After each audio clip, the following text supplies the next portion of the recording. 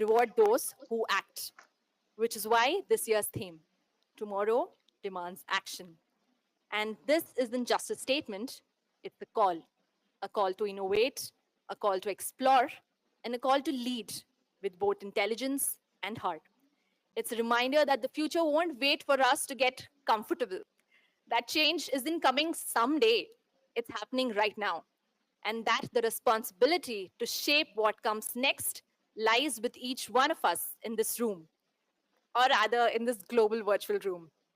Because yes, we are living in the era of AI that is transforming HR faster than any of us ever imagined. At KK, we are embracing the shift fully, building tools that don't replace the human touch, but strengthen it.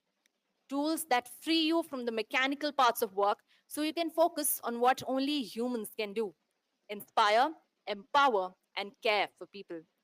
And that is the reason why Catalyst is important. Over the next 2 days, you'll hear from thinkers, founders, practitioners, and innovators who are shaping the new era of HR, who are at the front lines of this transformation. You'll dive into uncomfortable questions, bold conversations, and breakthrough ideas that will push us all to rethink how we work.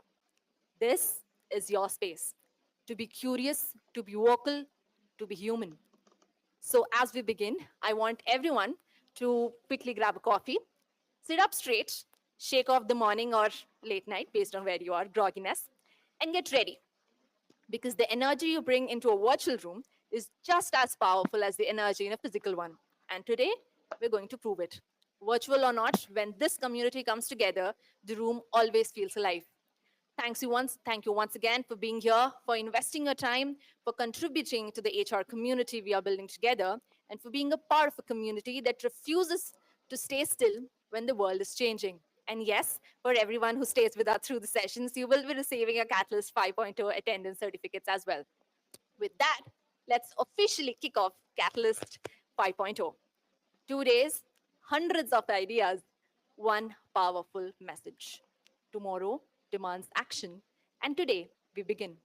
The future isn't waiting, and neither are we. Welcome to day one. That being said, I believe the first question that I ask anybody, when I join a specific session, be it in person or be it virtual, is, where are you even joining us from? Right? Because this is a virtual session right now, I would love to understand where each one of you are joining us from, right? So please let me know in the comment section here. Okay, I've already been, getting the responses. There's Karnataka, there's Indore, Chennai, Mumbai, Guwahati, Nagpur, Meghalaya. Oh, welcome.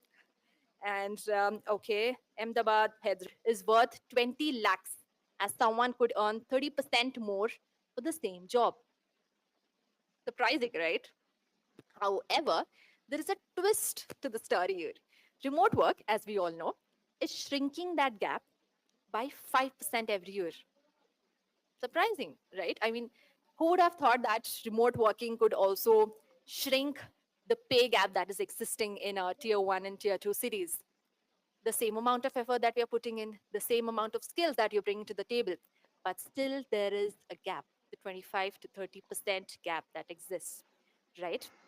So have you ever wondered, for that matter, if you are being paid right? As an HR, right, you decide the salaries of a lot of your employees. But did you wonder yourself if you're being paid correctly, whether your pay is up to the market standards or not? What's the benchmark that you measure your existing salary against? I would love to know that response from you, right? Is there a benchmark that you have set for yourself, or is there a benchmark that your company follows, or your peer group perhaps that follows, that you measure your existing salary against? I know that Gartner and everybody, all of the others, do roll out reports from a global perspective. But what about just India? Let's bring that down further. What about the tier 2 cities of India? Do we know about them? We do not. Hence, we will uncover more such brutal facts and help you understand what an HR should earn in 2025. Rather, what should you earn in 2025 based on your industry, experience, field, and PIN code for that matter. So with that, I'm very happy to announce the first session for the day, and I'm truly very excited for this. So can we please have on stage the person that brought India on the HR map of the world? Any guesses who that is? Without whom, perhaps, we would not know HR as it is today. Who brought the word HRD to this country? Please welcome Dr. T.V. Rao, also known as the father of HRD in India. Next up, we have the person who keeps the fuel running in KK, the driving force behind our aggressive growth strategy, and the Chief Revenue Officer of KK, Mr. Tapan Acharya, who brings unparalleled expertise with nearly 2 decades of experience in scaling SaaS businesses, driving high-impact revenue strategies, and leading hyper-growth organizations. Can we please bring our two speakers on stage? Our next speaker also holds 2 decades of experience in the corporate world and is currently the Executive Director of Knowledge and Advisory Services at SHRM India, APAC, and MENA. Prior to working with SHRM, he was also in the HR consulting teams of PwC, ECS, and Yon Hewitt. Please welcome Mr. Nishit Upadhyay. Our moderator for this session is the Director of Content at KK, the co-author of a recent report, who always brings a boost of serotonin with herself, Iti Dubey. With that, can we please take a minute pause until our speakers come to the stage, and then I'll hand it over to Iti. Thank you, everyone.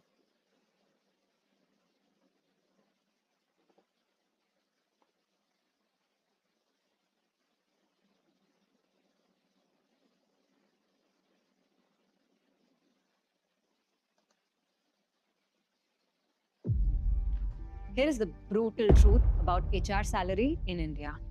Did you know that an average CHRO earns 15 times the salary of an HR executive? Yup, in India, an average HR executive earns 8.5 lakhs, but a CHRO, a whopping 1.25 crores. And hear this, if you're an HR based out of Mumbai or Bangalore, you'll get paid 30% extra than the rest of India. If you are working in tech industry or global capacity centers, you are also more likely to be paid 30% extra than the average salary of HRs. But here's the bad news. If you're an HR working in a startup, you're likely getting paid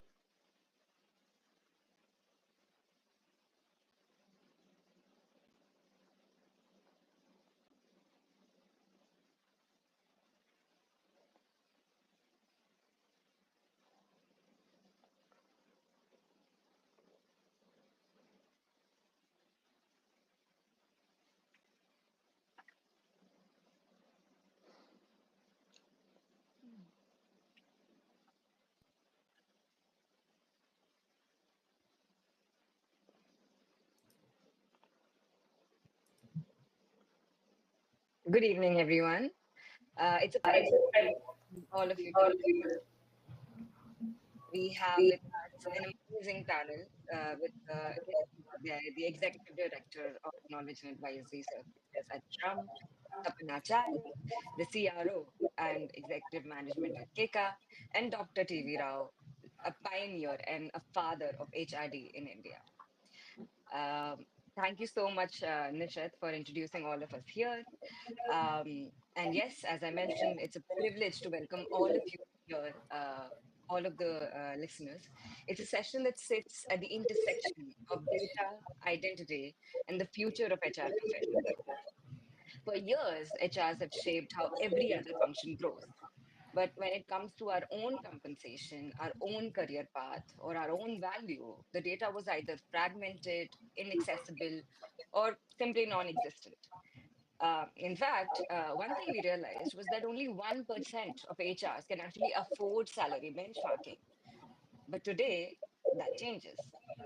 For the first time, we have the largest and the cleanest HR salary data set ever assembled in India, with somewhere about 1.84 lakhs validated data points across 600 plus companies, 10 industries, 10 cities, and 7 career ladders.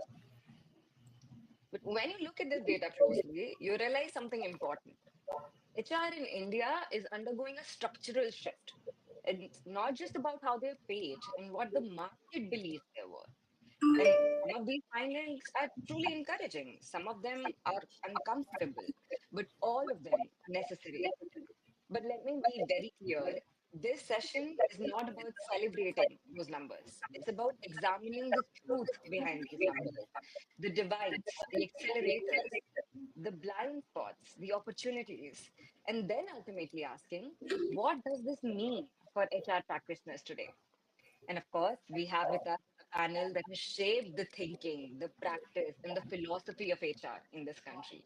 So, my dear panelists, instead of giving you soft questions, we're going to lead into the harder, deeper ones, the ones that only leaders like you can answer. But before we dive into those themes, I'll start with the bigger picture and an overarching question to all of you. And let me extend this first to Nishit and then Tapil and then Dr. T.V. Rao.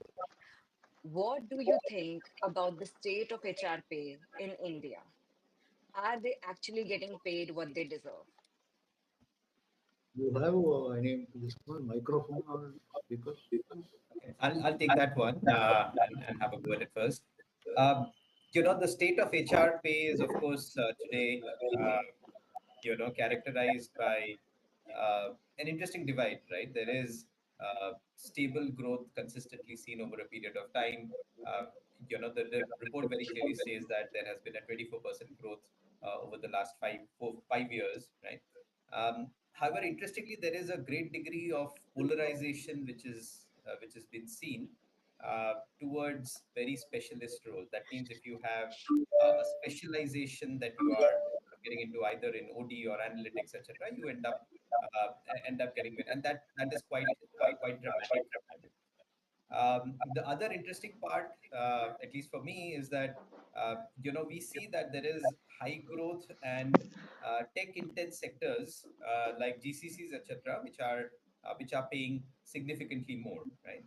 Um, and then there is a lot of other interesting data which is also sort of come up in the report, where we are seeing that while tier two cities, are paying maybe about 10 to 20% low, but they are also quickly catching up. So a lot of interesting insights, and I would urge everyone who's here to sort of definitely read through the report.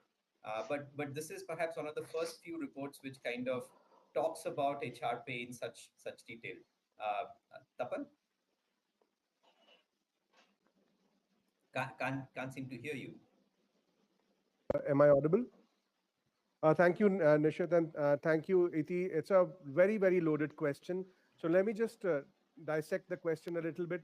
Let's look at the word India. So in India, if you see, there are about 7 crore companies. However, there are about 7,60,000 companies which deposit a provident fund. So which is, they have employees more than 20 in number. So that's an amazing number. Let's look at the working population. So working population in India is about 600 million plus people. That's ballpark 60 crore people. Even if you divide these 60 crore people by a factor of 50, you would need one HR every 50%. You need 1.2 crore HR professionals in the country. That's the opportunity. And what's the overall number of HR professionals in the country? It's about 15 lakh to 20 lakh HR professionals in the country. So there's a massive requirement for HR professionals. Hence, there is, if you see, there is a natural demand and supply gap, and the HR professional salaries are increasing better than the other functions, and they should increase further in the times to come. That's what I feel, and so feel so great about the HR opportunity and the salaries in the country. Back to you, T. That's quite an insightful data point. Thanks a lot, Tapan. I will again redirect this question to Dr. T.V. Rao. Uh, Sir, what do you think about the state of HR pay in India? And do you think that they are paid fairly?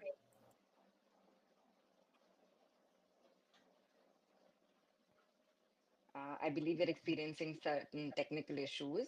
Um,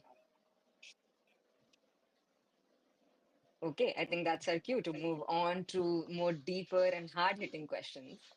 And I will move on to one of, I would say, one of the biggest and most striking themes that we were able to find out while doing our research on the state of HR pay, HR salary in India. And one of the sharpest insights was that there is an emerging two class HR economy. And when we say two class, essentially what we mean is there is a clear split. There are certain roles like analytics and compensation and benefits and HRBP, which are earning as high as 114% above the HR median.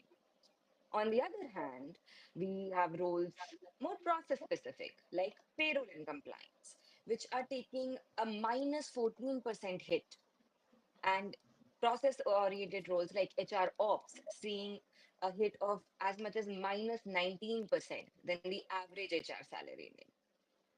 And it's the rise of what Tapan rightly called algorithm aristocracy versus the process proletariat. So now, my question to this panel, and I would direct that to Tapan today, is that what advice would you give to upcoming HR professionals in light of this data? Fantastic question, Iti. And I would again go back to the canvas. Like lots is happening in the country. See, the average age of the country is about 28 years, and there are lots of working professionals, which is about 600 million working professionals. So, what's really happening in the country? Let's look at it. So, we have mobility as the first language, and what we already know that people have adopted QR code, integrated GST, and tech systems. They are breathing tech every day. They are not scared of QR codes. So it is expected of an HR professional to know, number one, very good IT and be very comfortable with the software, IT, AI, those skills, etc. That's point one. Point two, let's see our own background mindset. A lot of people in India or across the, or mostly for sure in India, have this mental barometer while they're studying, while they're getting educated. Science streams, commerce, humanities, arts, and others. And that's not correct. People Uh, who generally take humanity, can I'm not you, okay, typecasting, can but you see me? generally, they are not You comfortable can with hear me. mathematics and analytics, Okay, which has I'm to giving, change.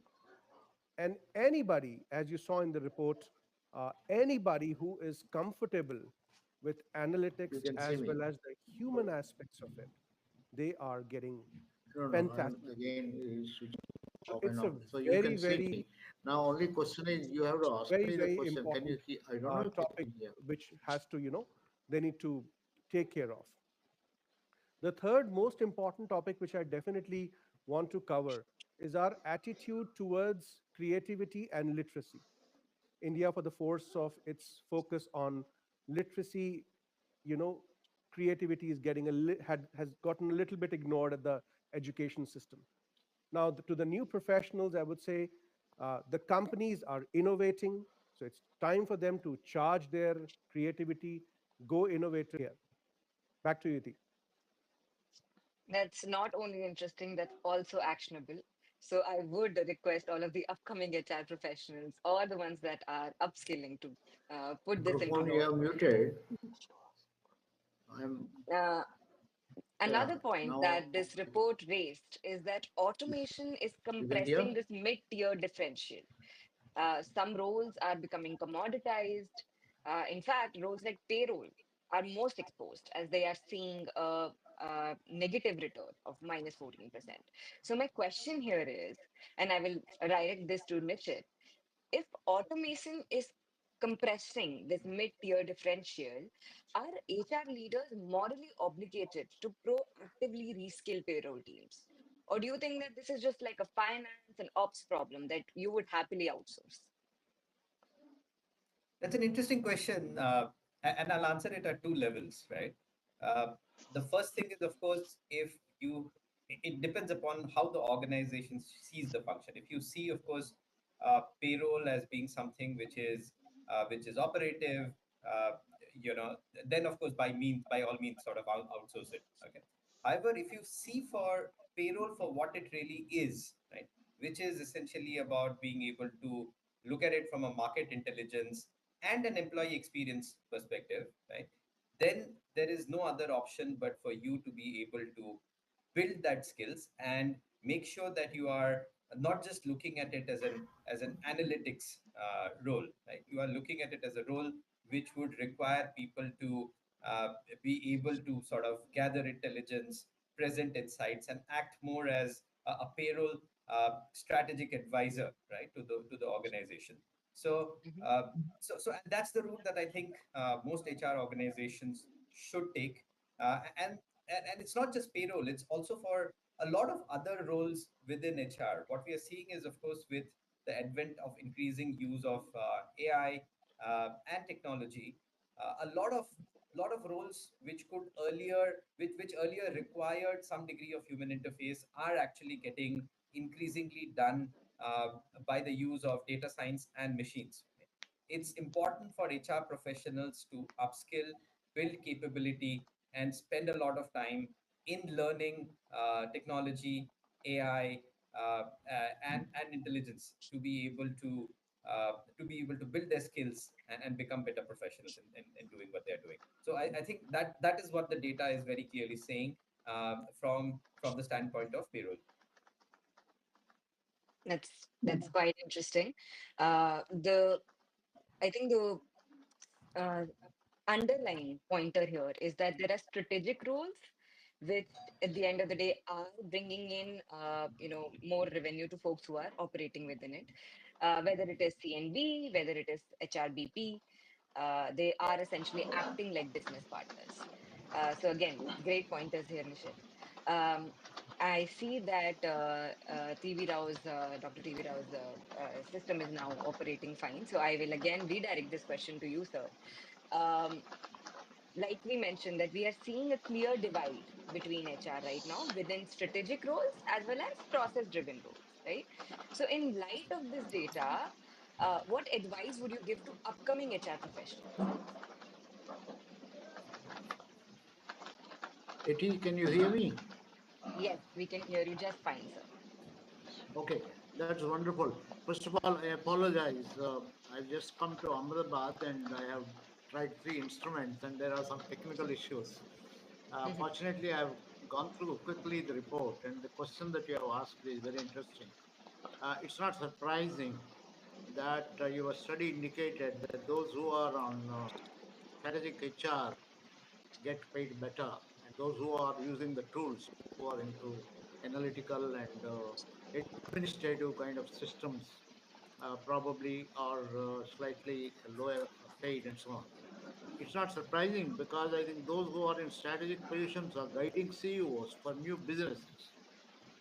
They are actually in touch with what is happening in the across the world in terms of the customer preferences, new customer segmentation, a whole lot of other things.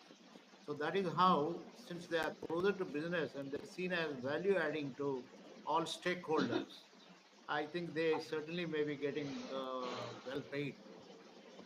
And those who are using tools, my advice to them is when you use tools, always remember the purpose.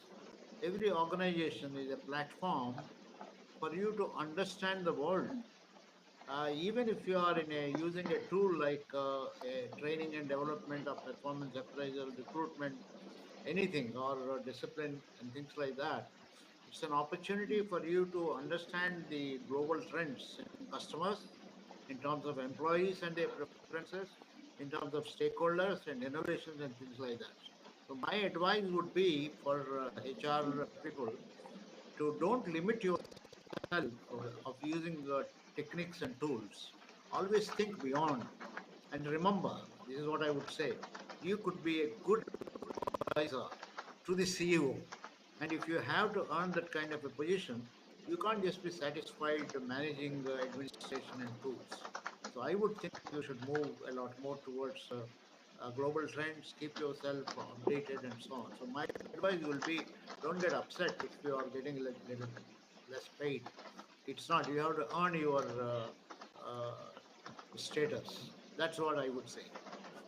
Thank you. Thanks a lot. Thanks a lot for your wisdom here, in addition to your actionable insights, Dr. TV Rao.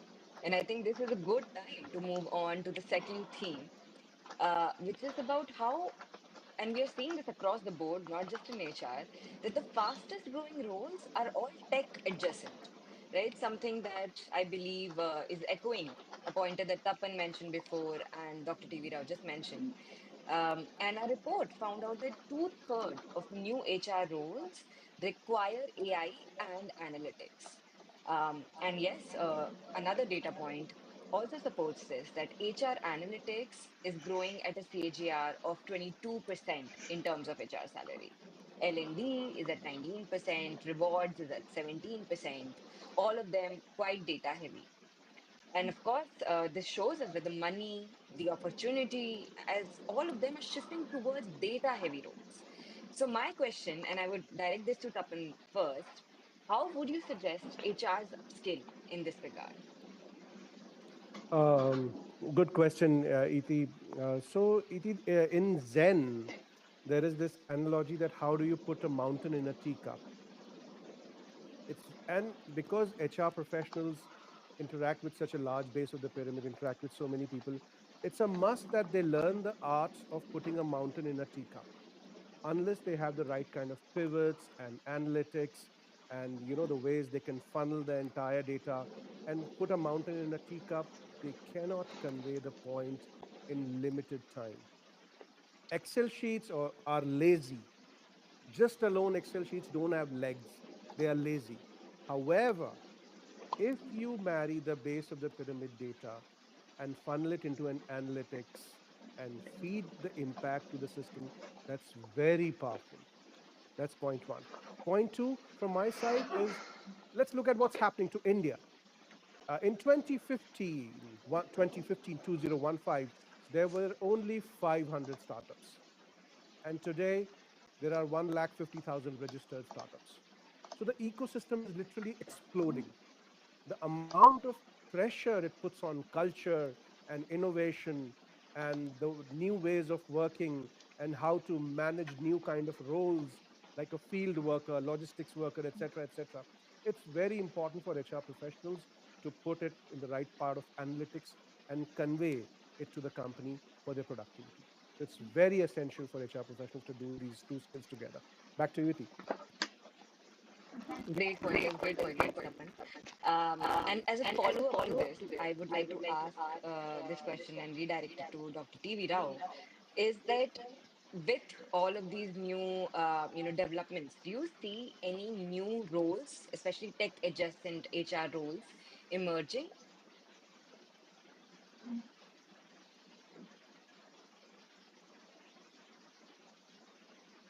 I believe. Hello, uh, You sir, are you did I able to get hear your us? question? You're uh, saying, do I see any new adjacent roles Hmm. uh, in the tech HR? I'm not very Yes. sure. I mean, there are a lot of people who are using HR analytics. There is absolutely no question. In fact, there is an increased emphasis on everyone to become uh, upskilled in HR analytics. Um, and I get a feeling that I'm not very sure if IT chaps are really keeping in touch with the kind of HR requirements apart from the technology, HR technology. It's one thing to understand, let's say, how do I use AI or any technology for performance management. It is another thing to look at the entire business purpose and things like that. So, to answer your question, I find it very difficult to imagine any adjacent roles of in HR using technology, I suppose, but certainly I think everyone should upgrade. I think AI literacy and AI expertise is required for everyone, but there are phenomenal limitations in AI itself when applied to human behavior. I think we are Mhm. nowhere near. We are still working on Maslow's need hierarchy. I think there should be more research done to understand what is the current Gen Z, Gen Alpha, and I think in future Gen Beta and so on. These generations, what are their needs? Today, for example, I think at the age of 5 or 6, one is technologically proficient. Children can create games, not only play games and things like that. And therefore, the needs are different. Today, we have a set of people who are contented. So, all technology people should work towards understanding human behavior And HR people themselves need to get into some basic research on HR. So if you compare, if you look at your survey results in the context of what could be done, what needs to be done, I think I am pretty happy with the kind of compensation that is being paid to people. I don't think there is any great issues there. That's all. I may not have answered your question very directly, but with my limited understanding, everyone needs to upskill himself, herself with technological advancements, and technology needs to understand HR. I think we should make HR compulsory for all, every employee in the corporation, and certainly people who are working on technology should know. They are highly micro systems driven, not macro understanding. And this is the job of HR. I think we need to educate technology people. I mean, that's the way I look at it, Kitty. I hope that helps some things. Thank you, Dr. Tivira. I think you have once again jolted us into a bigger picture and helped us understand the realities of the state. And yes, with this, I will move on to another theme which I would like to discuss with you folks. Um, and I'm sure we will see it across industries, not just in HR.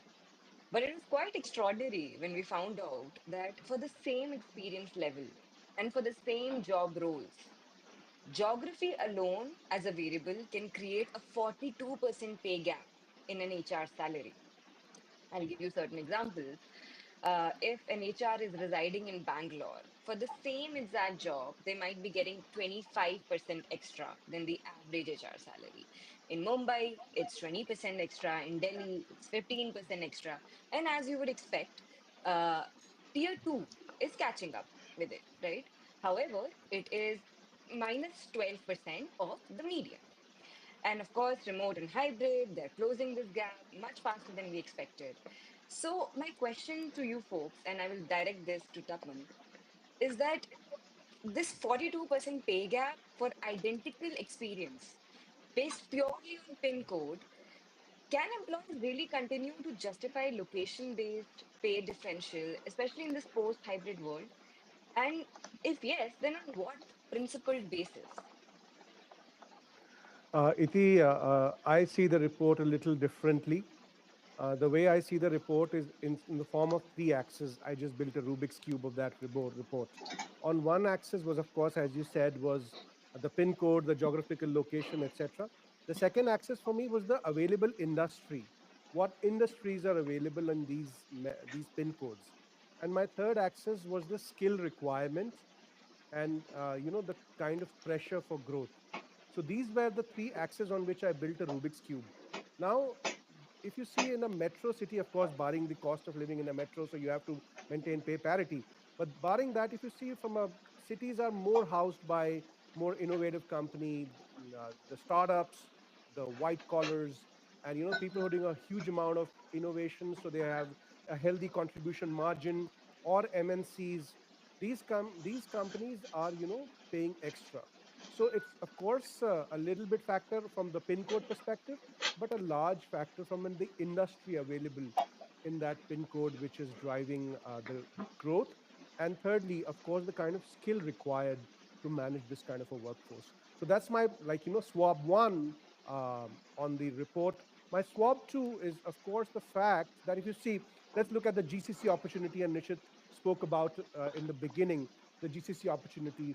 Let's see how many GCCs are there in the country. It's about 1,800 plus GCCs in the country. The GCCs are gonna create about $100 billion by 2030. So if you look at that kind of opportunity, the GCCs are of course good paymasters, and of course they are now moving to tier two cities for the pressure for managing the pressure of real estate prices. So when these GCCs are going to tier two cities, uh, they would they are of course managing their real estate prices, and they are paying at parity with an MNC, better pay to tier two cities. And there's also a natural skill gap in tier two cities for managing a workforce like this. So I think so. The forces which are visible in the report are number one, which I said, the Rubik's cube of the industry skill and geography. The secondly, the tier twos are rising fast and bridging the gap because those industries are moving to two cities and there's a skill gap there. Iti, back to you. Interesting. It's a very, very interesting pointer here, Tapan. And as a follow-up to this, I would like to redirect this question to Nishit as well. That if tier two cities are closing this gap, of course, given the context set by Tapan into our question here, if tier two cities are closing this gap by 3 to 5% year on year, should companies be doing this intentional work to flatten the map rather than react when the talent is leaving? So absolutely, the immediate answer is yes, right? Uh, One is of course recognize this larger trend and prepare your own tier two strategy, right? I mean, there's no reason why you should only be located on few locations. If you have that opportunity to sort of go where the talent is, that's been a strategy which a lot of large organizations are already doing, right?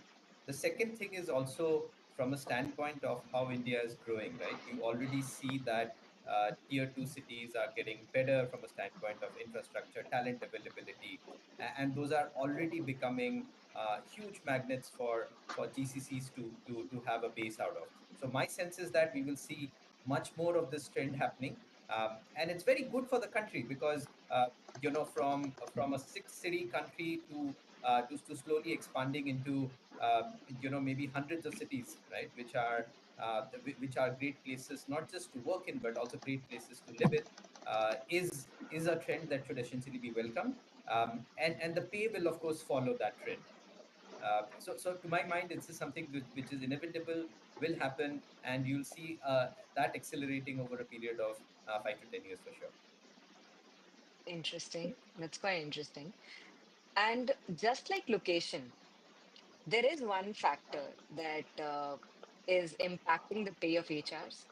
And while it's not surprising, it would be quite interesting to point light on, is that HR is still at a 9 to 10% gender pay gap, considering that 60% of HRs in India are women. Well, you would think that that's a bad finding, but I would like to, remind you of the fact that there are certain peer industries that HRs has, and we are doing way, in fact, miles better than our peer industries. So if you look at, say, BPO or energy industry, the gender pay gap is at 16 to 20%. Retail is at 15 to 17%. Manufacturing and logistics at 15 to 18%. And arts and cinemas go up to 100 and 300%. So my question here, given this context, and I will direct this to Nishit first, what will it take for HRs to be the first function to achieve gender pay parity? No, fantastic. I think firstly, of course, kudos to this community. I think it's good to know that we are sort of leading the pack when it comes to gender pay parity. I come from a deep space of recognizing that uh, women in society have far more roles than men do, particularly in our society, and there are a lot of pressures on them, which they handle very well.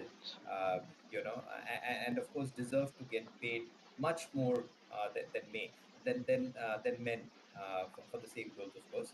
However, I think the immediate priority is to ensure that there is zero gender pay gap, right? That's what and working in this space for the last 20 years, it's quite heartening to see that there are a lot of organizations who are working on towards that from a mission mode perspective, right? And sort of have taken that as being one of the key KRAs to achieve.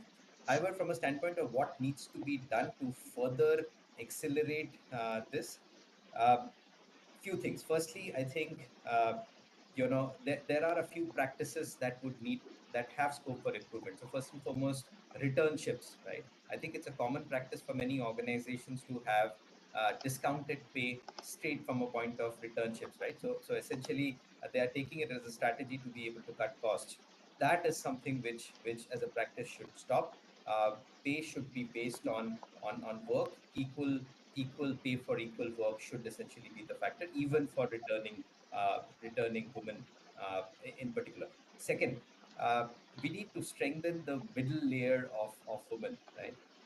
And that means, for example, organizations need to start looking at uh, aspects like, for example, how long do women in your organization take to get promoted? So, for example, if men over a period of time have taken 2.5 years to get promoted to the next level, and women end up taking 4 years, uh, that's something which is wrong. And essentially, you will need to be able to take steps to be able to correct that, particularly in large organizations. A few of these steps would go a long way in sort of ensuring that this sort of quote unquote pink collar discount that exists as a practice is something which goes away. Great pointer here, Nishrat. And I think this term of pink tax is definitely going to stay with us. And in order to take this conversation forward, I think it's very important to understand that there are a lot of cultural implications which are leading to this pay parity in India. And Dr. TV Rao, I'd like to direct this question to you. Do you think that there are certain cultural implications because of which the pay parity in India, especially in HR, is at 9 to 10% today? Yeah, you're not limiting the question to pay parity in gender, right? Are you? Or Specifically if you're talking asking about pay gen, parity in HRs, but yes, we would love to hear your opinions otherwise as well. yeah, well, I think pay parity. First of all, I think one should not expect parity irrespective of the place you work. I think it will entirely depend upon the city, the nature of organization you are. There are organizations who are small in nature but making great contributions, earning a lot of money. They can afford to pay certainly a lot more. But most organizations who are small in size and whatever capacity they have, I think they will have some limitations. Therefore, it's not right to expect that everyone, whether you are in manufacturing, pharma, or IT, etc., will all the time pay similar things. So I think the pay parity issues come more in because of the nature, the place you work, the nature of the organization, and also the purpose of the organization. There's some organizations which are only driven entirely by the profit motive, and there are organizations which are a lot more service driven and things like that. So I would be much less concerned about pay parity uh, by virtue of what you do. I think to me that is less important question. Whatever you do in HR, it's a matter of time when you move from one to another, and certainly you will get into strategic roles. But culture, since you're asking the question in terms of the implications for culture, I think the most important implication for culture, I would say, is irrespective of what you pay, develop a sense of pride in the employee, uh, so that any employee, whether it is HR or non-HR, it doesn't matter. Sense of pride. So I think the what you get in return for work is the smile that you can walk back home, and the smile with which you can walk into the company. That is the cultural difference. Most important culture that organization should promote is to help people enjoy their work, so that their mind is not focused on the pay packet, and they should understand whatever they are getting. So the moment you come to that, a lot of disparities or variations disappear. For example, I mean, your study, I was looking at the gender parity.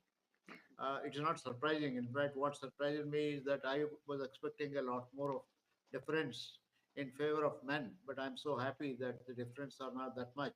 I think it is narrowing down. Your study indicates they're going to be further narrowed. But I think the important thing is to understand the contributions. I always say that some of the gender differences are more structural and culture related. We all admire women for the multiple roles they play, but I don't think they are compensated for that. That definitely, because structurally many of them take some time off, and then when they are as mothers, they contribute a lot to the economy. As HR managers, I have seen Women doing far better job. They are compassionate, they are empathetic because they raise children, and therefore they have a total great understanding. That way, Eti, I'm happy to see a large number of you in KK itself. I think, I hope KK pays to the women far better than they pay to men. And SHRM is a good indicator. So, indicator. I think the CEO is he has been making marvelous contributions in the last few years. She has set up SHRM and she has done a lot of things. I think the whole world moves in that direction where they get due recognition, not necessarily in terms of pay. Pay as a measure of contribution is atrocious. I don't agree with it.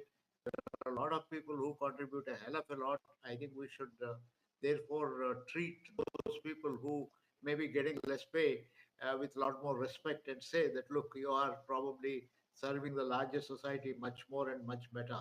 So I don't want to bank too much on this.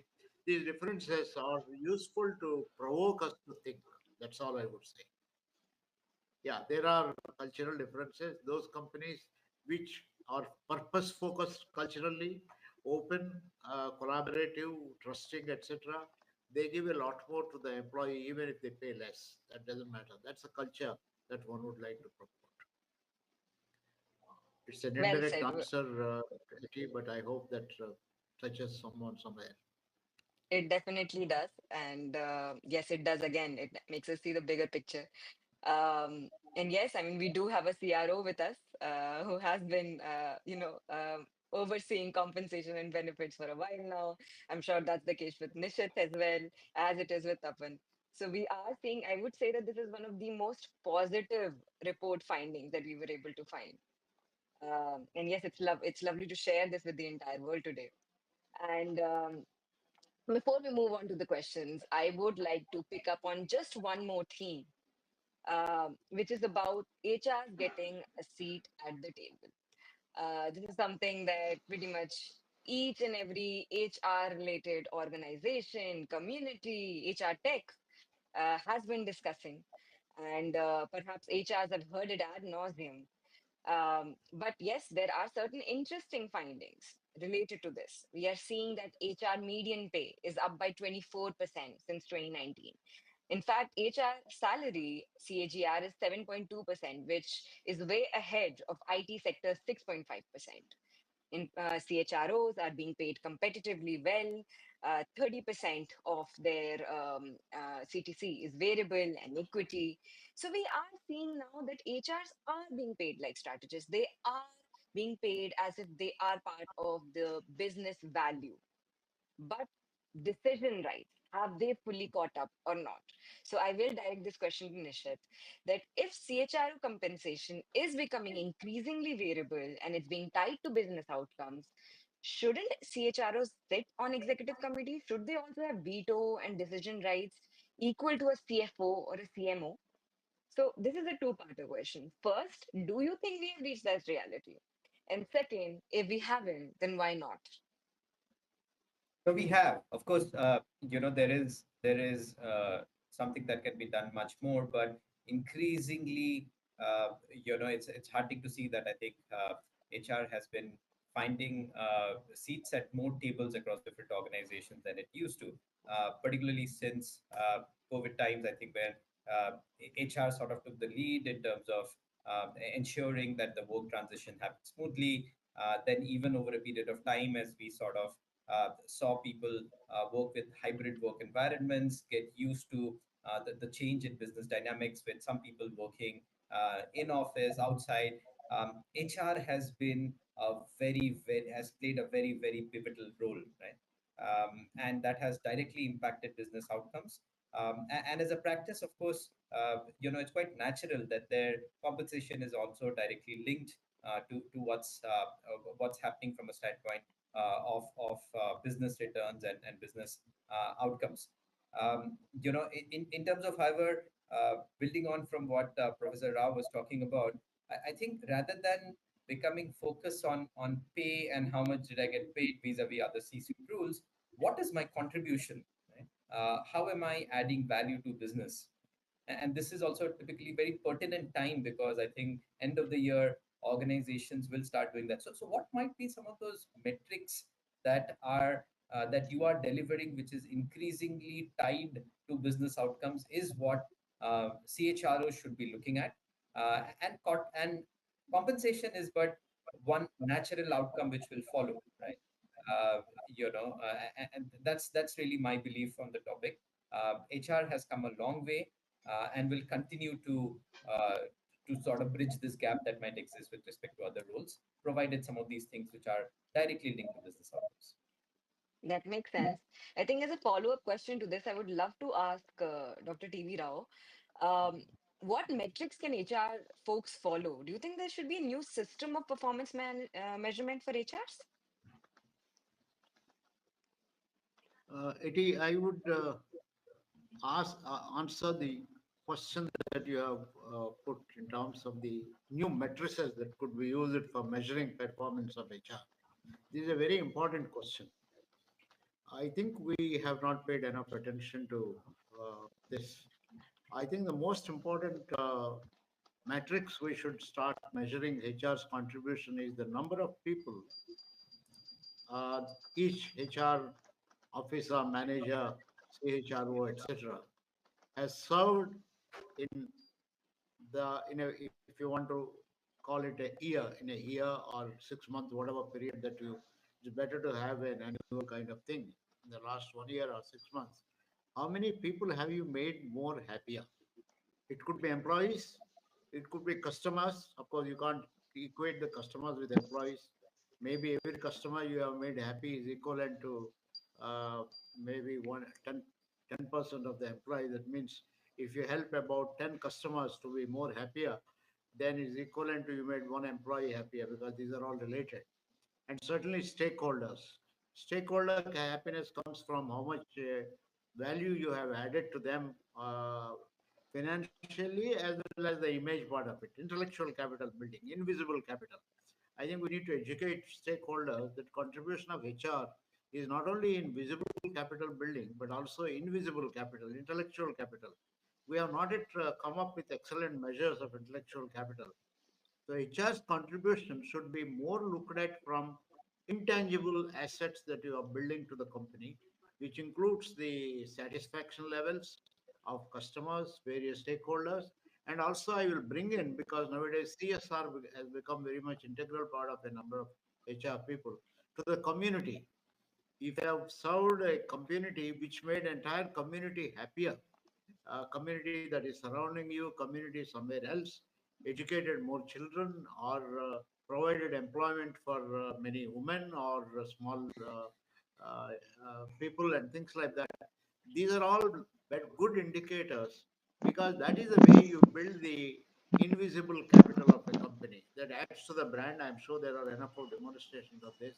So the metrics of HR should move from the contribution to financial performance to contribution to number of other kind of things.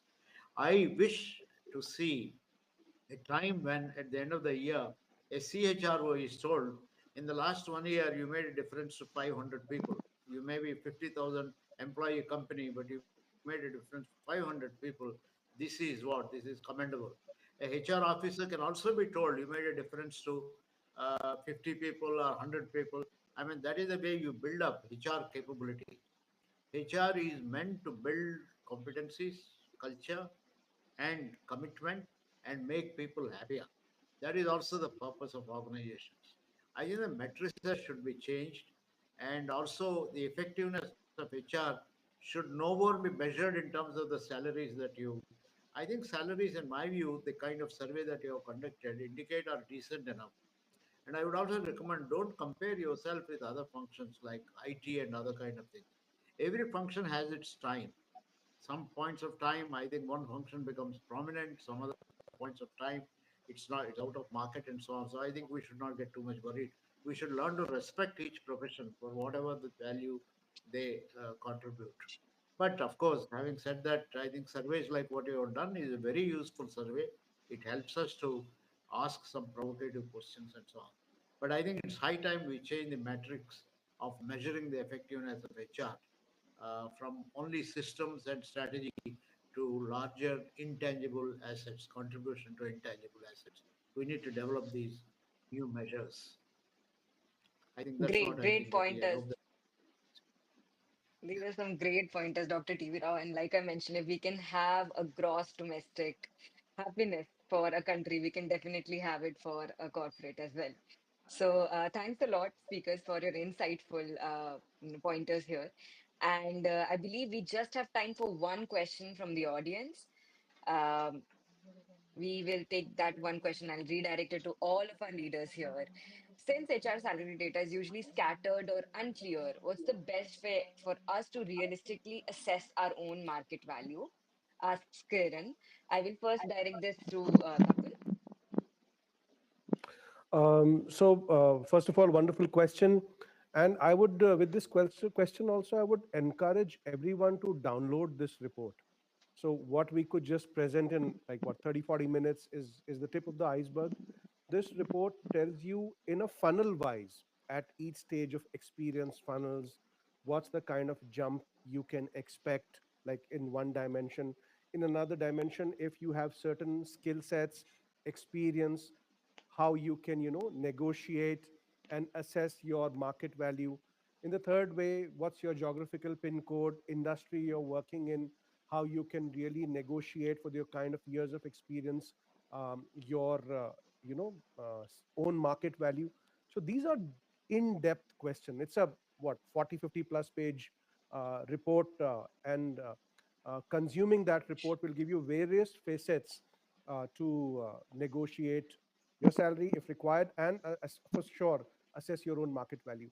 The second thing which I want to mention is there are so many reports available in the market, but all reports talk about how much HR is buying software, what is the purchase market share of for the HR, etc.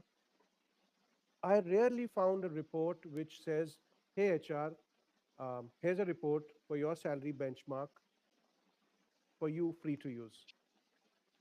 And I would encourage more and more people to use this data, share this data with your community, friends, and assess, and at least in a very, very perceptive way, negotiate your market value. That's would be my take, Iti. That's great, Tapan. How about you, Nishit? What are your thoughts on it? Because we are short on time, I'll May keep it I very short. respond to Your that, Eti? Go ahead, sir.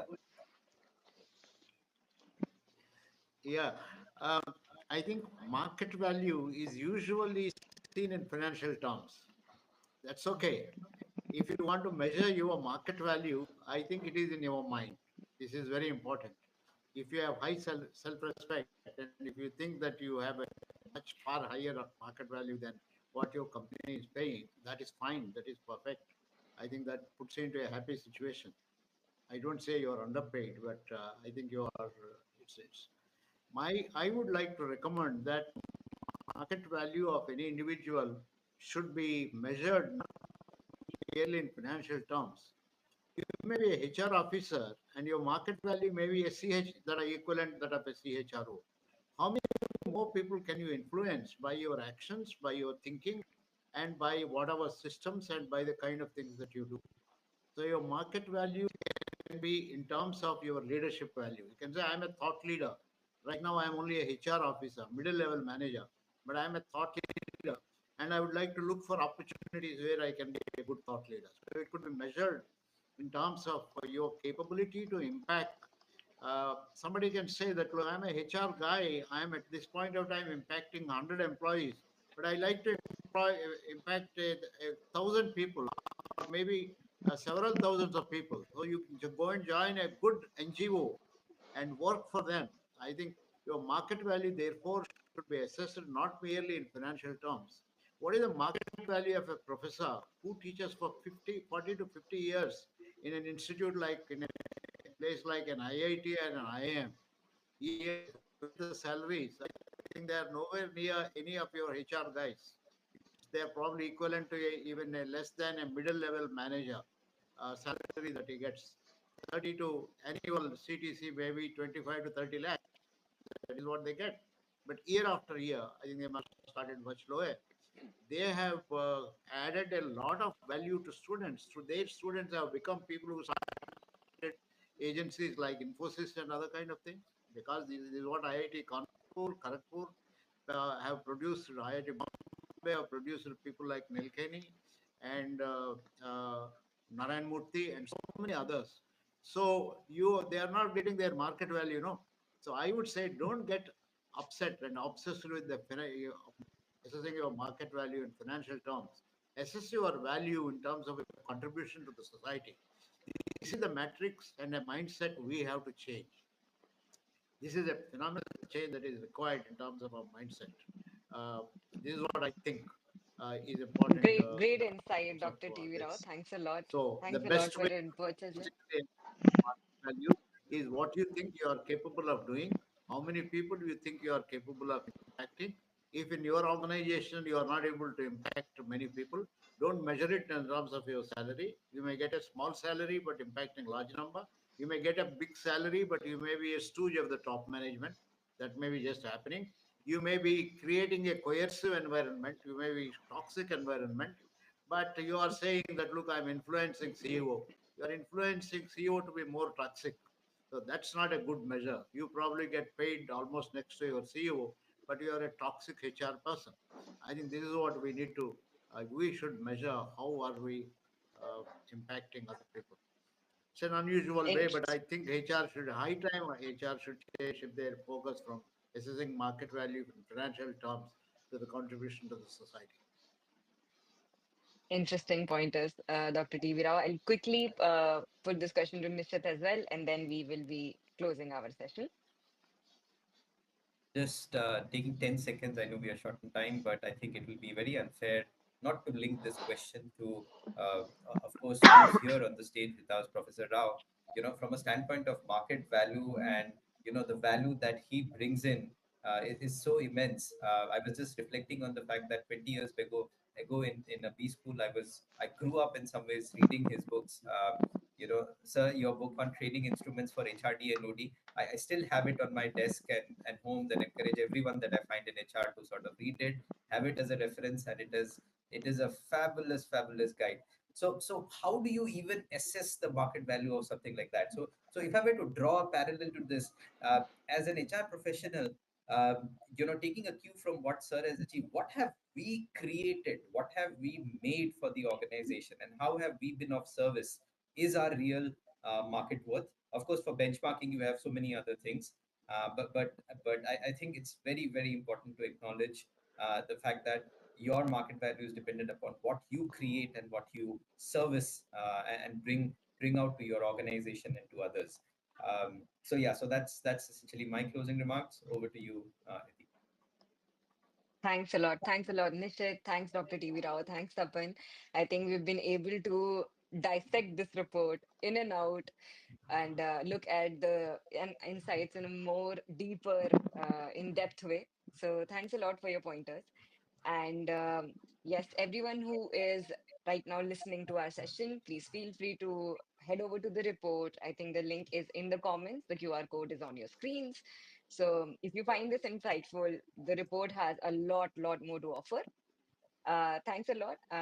And Nishat, our communication specialist, I will ask you to now take it away. Thanks a lot. Thank you. Thanks a lot, Eddie. Wonderful. I'm sorry about the technical issues. I couldn't follow some of the conversation. No, Thank you. thank you, sir.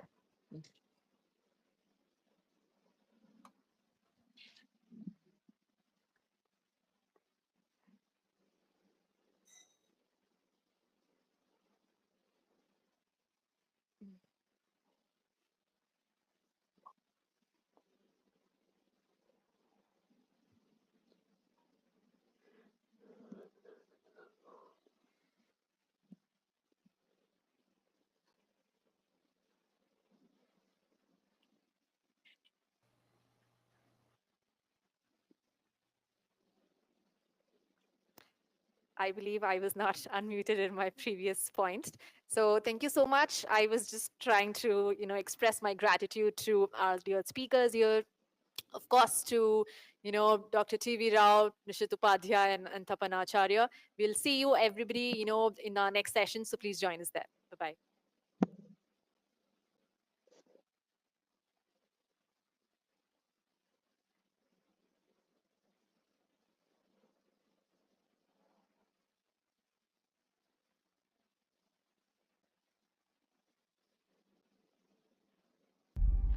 Here is the brutal truth about HR salary in India. Did you know that an average CHRO earns 15 times the salary of an HR executive? Yup, in India, an average HR executive earns 8.5 lakhs, but a CHRO, a whopping 1.25 crores. And hear this, if you're an HR based out of Mumbai or Bangalore, you'll get paid 30% extra than the rest of India. If you are working in tech industry or global capacity centers, you are also more likely to be paid 30% extra than the average salary of HRs. But here's the bad news. If you're an HR working in a startup, you're likely getting paid 32% less than an HR working in an MNC. A startup HR salary, 11 lakh. But an MNC HR salary, 47 lakhs. Interestingly, new HR roles like HR Analytics, DEI, and HRBP will give you 2.5 times faster growth rate than traditional HR. I mean, look at this. If you work in a traditional role, let's say payroll, a manager median would be somewhere around 28 lakhs per annum. But if you're in a new age role like HR Analytics, you could go up to 42 lakhs per annum. Now, let's get to something I'm sure you're all thinking. What's the gender pay gap? In India, it's 7 to 15% in HR, which is much better than finance, tech, IT, or manufacturing. For once, the people who are championing for equality are actually getting it right. Look, it's all there in the report. You can actually go ahead and download all of it right now. But if anybody asks you where you got this data, just direct them to Keka.